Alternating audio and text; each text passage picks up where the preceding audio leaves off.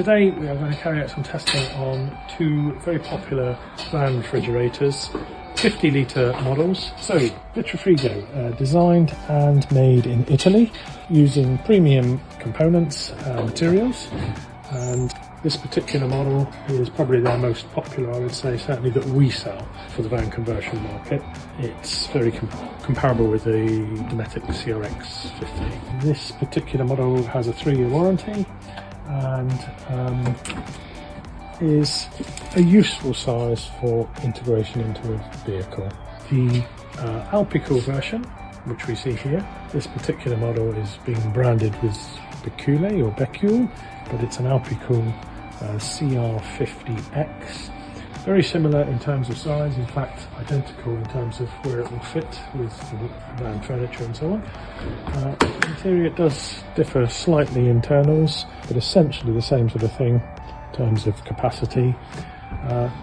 This is designed and made in China, and therefore costs quite significantly less, it has to be said, than the Vitrifrigo. For the purposes of this test, we are running both refrigerators through a single battery.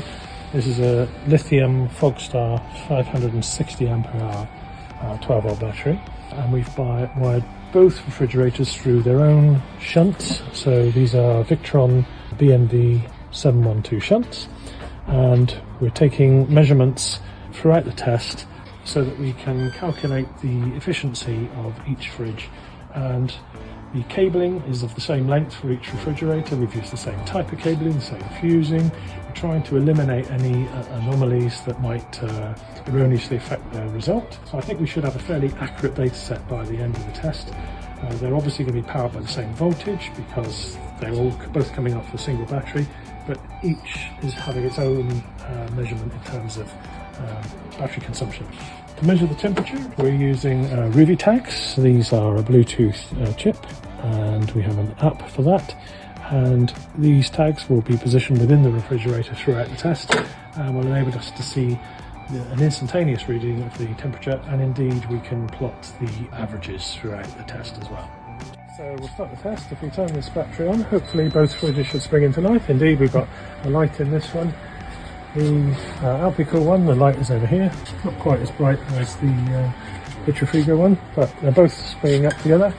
The voltages on the displays are identical, and those are the shunt. That's the shunt monitoring connected to the same battery. What I'm going to do initially is set the thermostat on both to the highest setting, in other words, to give us the quickest chill, and we'll measure how long it takes to get down to its lowest temperature. And we'll turn the Alpicool one on, and we'll select temperature of 0, which would appear to be the lowest setting on this one, and close them up.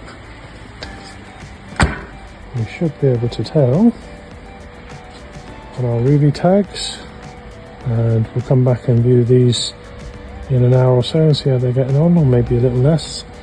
And then if we go into the Victron app, we should be able to see both refrigerators.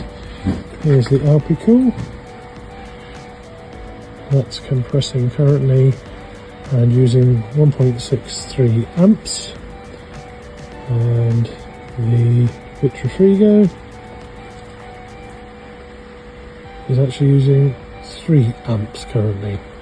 So it'll be interesting to see which one chills the fastest and whether those ratings change, but we'll keep an eye on those and we can look at the historical data after the test. So we are approximately, let's have a look, about 20 minutes or so in, aren't we? As you can see from here, the Vitrifrigo is definitely cooling down more quickly. It is using more power to do so, but if rapid cooling of food is more important to you, on this evidence you'd have to say the Vitrifrigo would be more successful. Still, we'll allow it to run through its cycle, and we'll look back in another 20 or 30 minutes and see if the Alpicool's managed to catch up at all. Okay, so it's now been almost exactly an hour since the test started.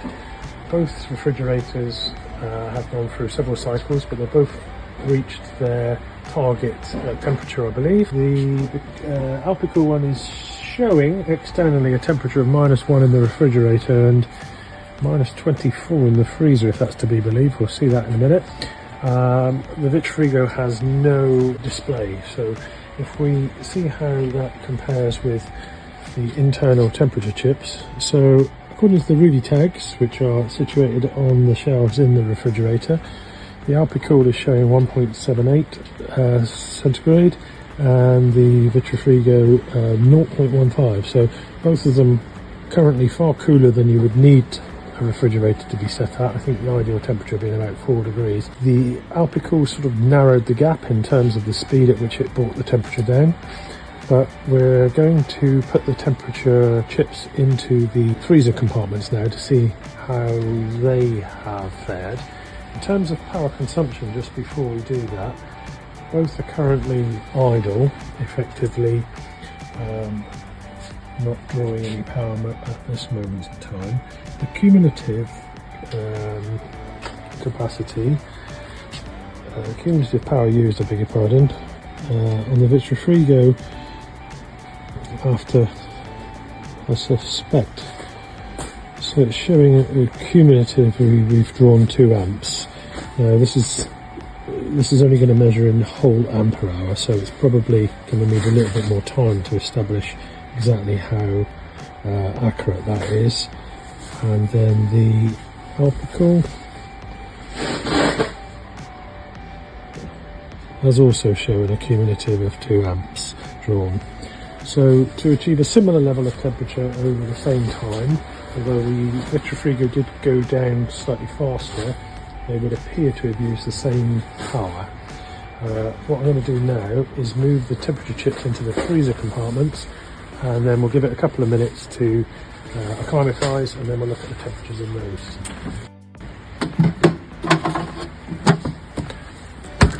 So that's the Vitrifrigo one done.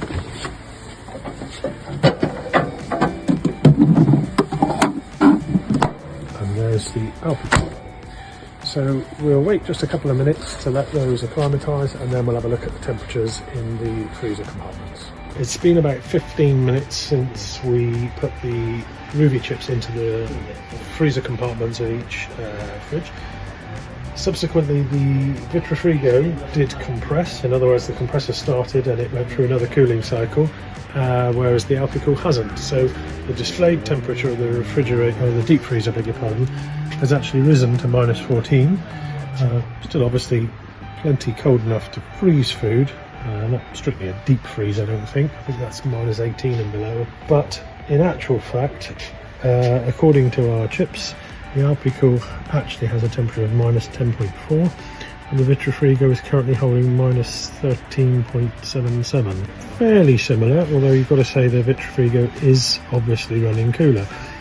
Again, just to repeat, both refrigerators are currently set in their coolest setting.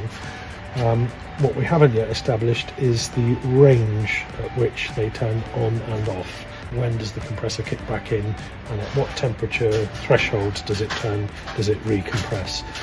Hopefully that will be visible after a protracted test.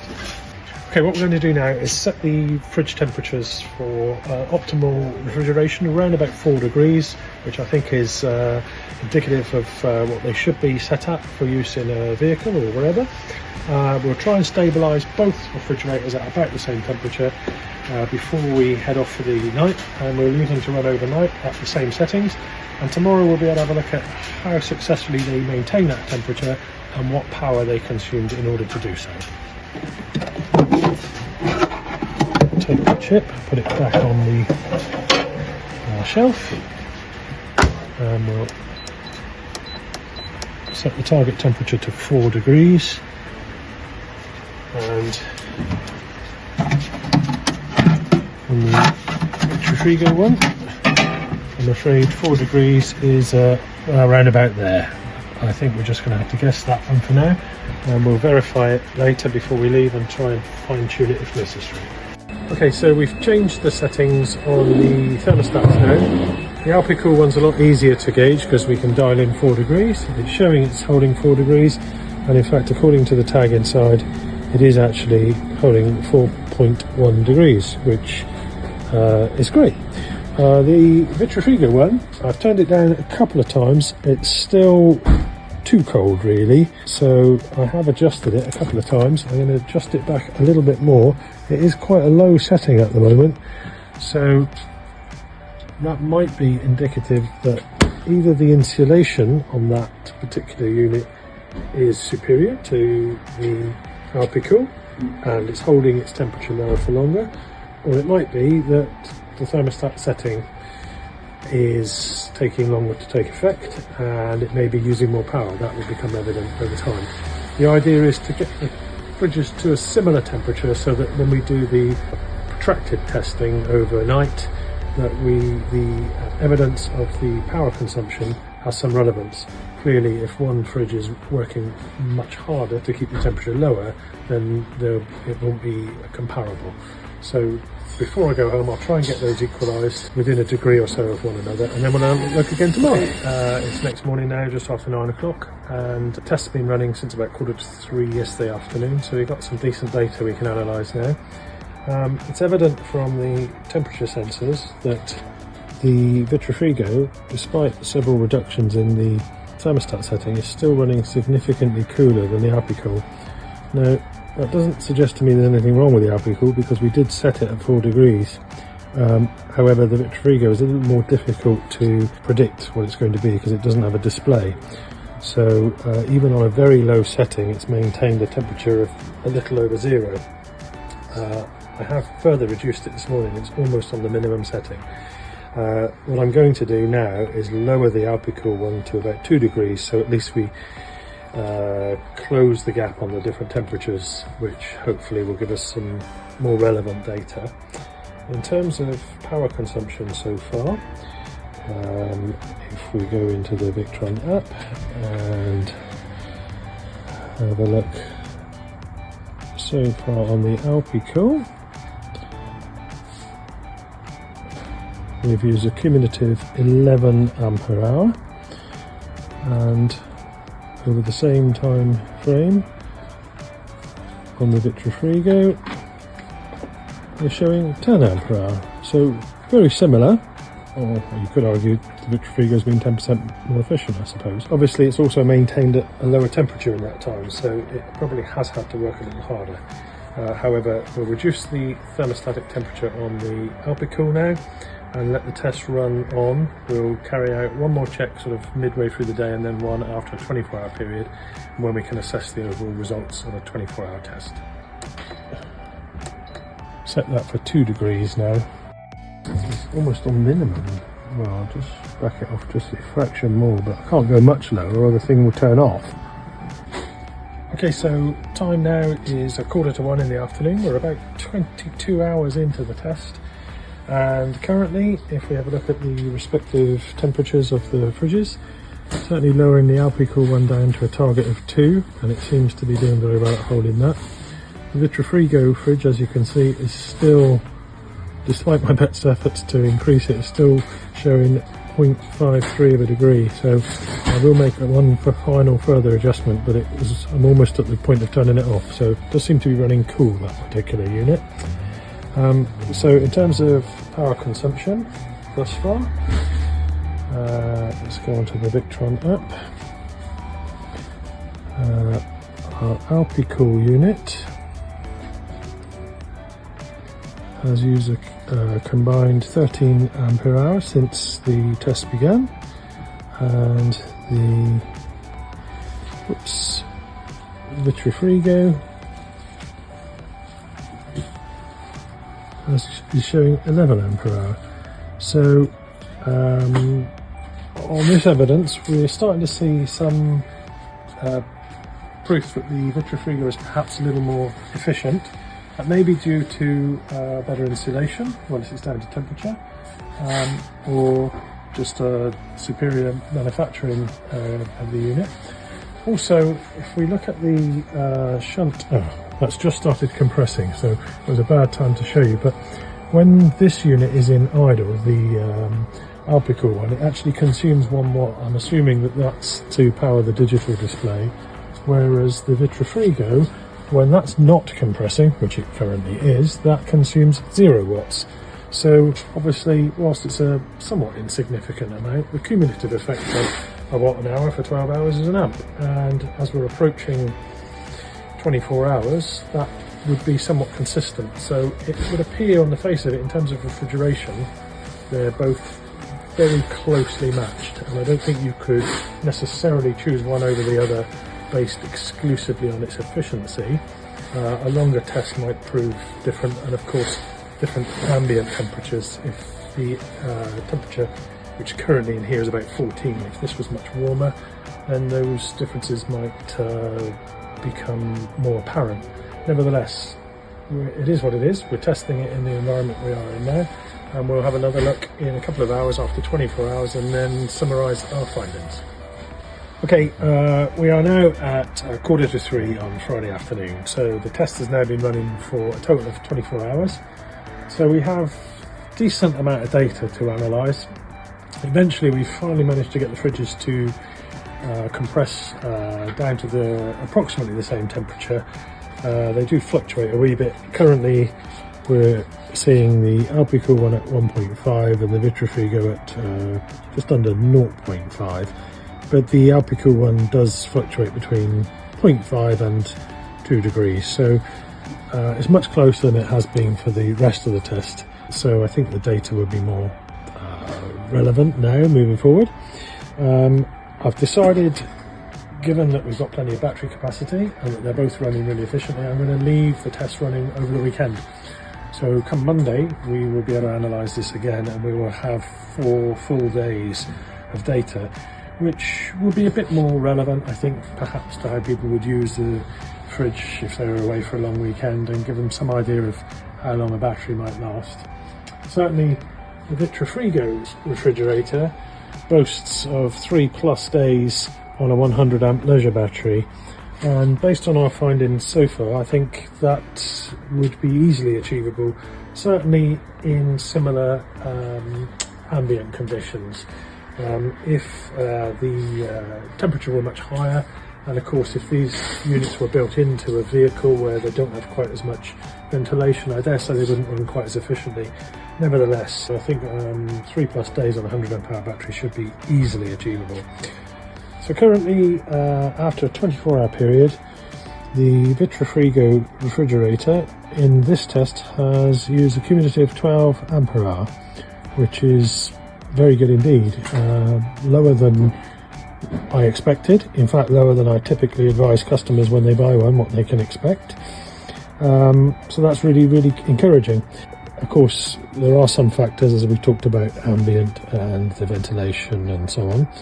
The Alpicool, by contrast, has also done very well over the same period, 14 ampere hour. I think it would be fair to say both are extremely efficient. We do know that for the vast majority of that test, the Vitrifrigo was going to a lower temperature, and it would be fair to say that obviously separation from ambient temperature to a lower temperature requires more power. Therefore, the suggestion on the findings thus far is that the Vitrifrigo can chill more quickly, it seems to hold temperature a little better, and it does so more efficiently. It uses less power to achieve that. That said, of course, the Alpicool one has proven itself to also be extremely efficient. It is easier to use because you can simply select the required temperature range on the front, whereas, as you've seen through the course of the video, we've had to make several adjustments on the Vitrifrigo, and I'm still not entirely satisfied with the temperature. It does seem to be running a little cool, if anything. Nevertheless, they're pretty comparable now, so we're going to let the test run on over the weekend, and we'll come back on Monday and have a look and see what data we get on Monday. So we're going to conclude the test now on the 2 refrigerators. It is now Monday afternoon, coming up to 3 o'clock, so they've had 96 full hours on test. So definitely long enough to ascertain performance characteristics, their ability to hold temperature, and the power consumption. So we should have a good data set now which we can review. So to give the figures as they stand, we can see as of now the refreshed 1 second ago. The Alpicool is currently at 1.49 degrees and the Vitrifrigo at 0.54. So that has been somewhat consistent throughout. So despite my efforts to equalise the two, the Vitrifrigo consistently ran cooler than the Alpicool one. Now, that may need some more refinement on the thermostatic control. It could indeed be lowered, raised, whichever way you look at it. We could select a slightly higher temperature. Nevertheless, it remained consistent throughout, so I think the data set is still valuable.